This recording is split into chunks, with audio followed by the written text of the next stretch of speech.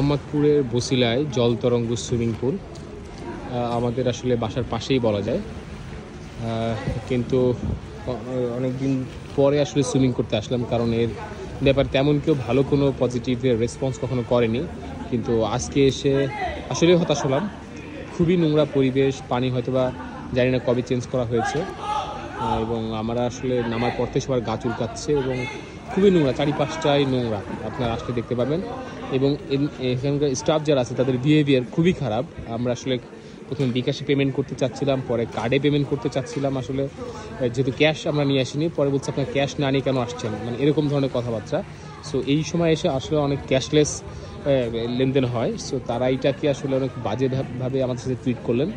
এবং এখানকার যেমন আমরা নামছি, এখানে আসলে মিউজিক থাকার কথা ছিল, মিউজিকটা নেই, বলছে আমাদের ফোনে চার্জ নেই।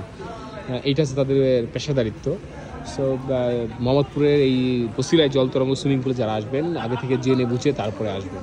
Thank you.